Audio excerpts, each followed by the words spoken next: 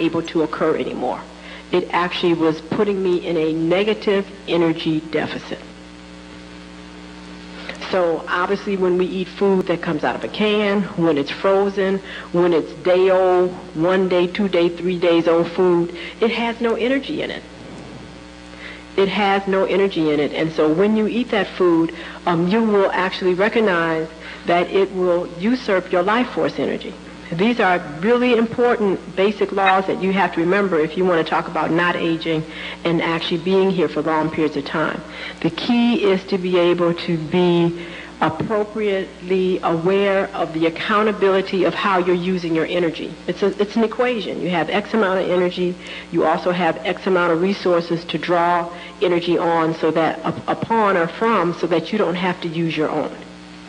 And if you're not paying attention to what has energy, that by the time you eat it, you have been able to restore your energy from digesting it and absorb extra energy, then you're going to have problems. And it's really that simple. Now, what I find is so interesting is that the structure of the African race, because they are what I call sun dominant, or have the capacity to absorb a tremendous amount of energy from the sun, that they can eat foods that have basic minimal nutrients and be able to use them completely, and the amount of death that we have, the amount of deterioration and aging, is totally in opposition to the innate capacity to be here indefinitely. But I also recognize that being in an unnatural environment, not understanding how to properly cope and adjust to an unnatural environment, that is, that living above the 42nd degree latitude for Africans automatically cuts you off of a tremendous amount of sunlight. And then not understanding the need to have to honor the fact that you come from an open air society. We need much, much more air. We cannot be in very closed type places like Caucasian races can, because they've been conditioned to live in areas with high carbon monoxide for thousands of years. We cannot do that. So when the windows are not open, if everything is sealed down, when there's no light, etc., and most of all, when there's a lot of dust and debris around, it takes a tremendous toll upon us. So these are just basic things that one has to understand, and it's a necessity to expose ourselves to as much sunlight as possible. Now, these things have already been documented, so why aren't they taught to the children? It is because one is that the parents obviously don't have the information, and two, the schools that our children go to are not geared to teach them from a perception of who they are as the norm. And that is a parental responsibility, is that it is very important that whoever you're teaching should be taught what they need to know to be the best they can be, not what is best for somebody else, but for them. So when we have teachers who are then also ignorant of who they are, that actually look like the student, then we've got a serious problem here.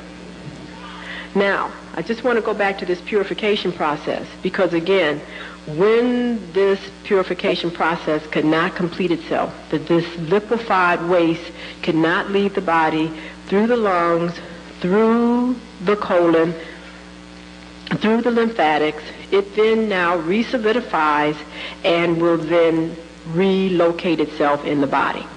Now, why does it perhaps locate itself in the lungs or in the arm or in the leg or in the prostate or in the uterus, etc.? Well, now that's a very interesting phenomenon, and we have begun to understand that truly the location of disease, waste in the body, is due to the perception of the mindset of the individual and their emotional body. For example, prostate disease.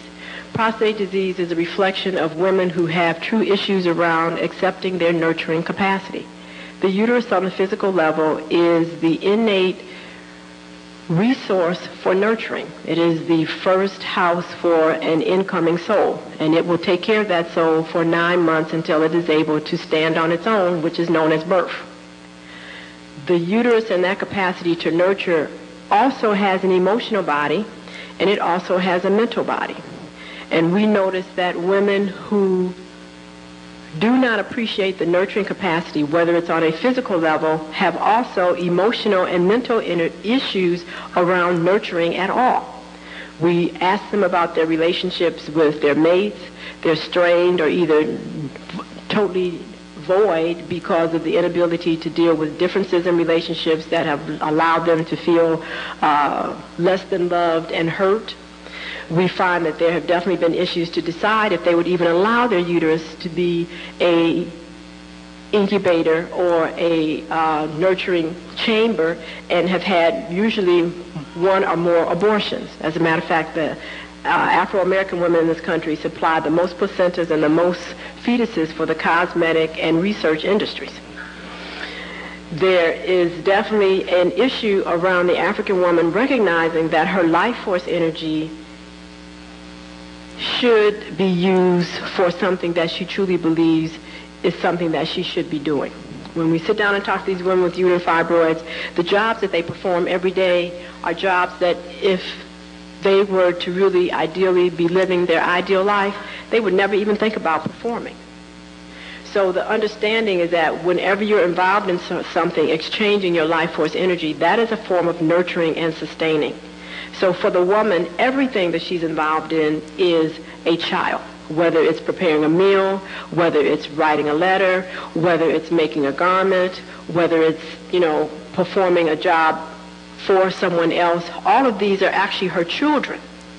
So therefore, when there are ambivalences about the proper use of this nurturing energy, whether it's with her children, with her mate, or on the job that she is, the thoughts that she have will actually now be attached to the physical internal representation of that part of the body that actually is the prototype for that type of activity.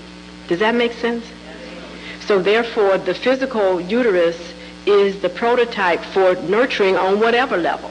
And when there's issues around the proper use of that energy, then now her reluctance to want to be accountable for the honest and direct use of that actually puts that organ under psychic attack.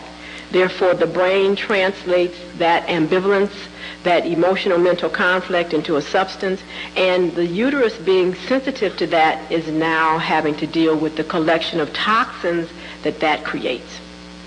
So we have identified that obviously having a hysterectomy is totally inappropriate, and these women go on to have a tremendous amount of other side effects from that, because the disease, which is a mental emotional conflict, was never treated. Taking Lupron, which is a drug that actually turns these women now completely into men. They totally can't nurture anything, because nurturing of sorts is not actually a male characteristic. Okay, sustaining something is, but the actual art of creating to manifest is not a masculine trait. So now they totally become men. So we have a real issue here. They get secondary sideburns, hairs on their chin, the whole bit, lose their cycles, etc. That is not an appropriate treatment for this kind of disease. And only when we're able to help these women recognize that their unwillingness to accept their normal role as a female and what that really represents, and to be actually able to be accountable for the use of their energies, is when the tumors on their own resolve, because they then allow the normal purification process to complete itself. So uterine fibroids is no more than an attempt of a purification that has been arrested by the resistance of a mind and an emotional body to come into alignment. So when these women are willing to leave the jobs that they know they don't want to be on, when they're willing to recognize that obviously if you withhold, you have to be withheld from, so you can't expect someone to give you something that you're not willing to give, that is, that you don't trust your mate, you don't trust the person you're involved in, then how can he completely submit to you? That's ridiculous. So, we form all of these perceptions here on misconceived information that basically causes us to produce these toxic states that cannot be totally eliminated from the body.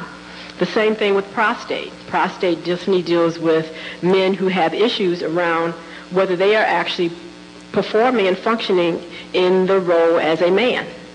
So now we go to an esteem issue, because whatever a woman is to you and whatever a man is to you truly is a chemical reality in the bloodstream. And if you say that, your name being, John Johnson, having male genitals is not a man because you have X, Y, and Z, or you can't do A, B, C, D. You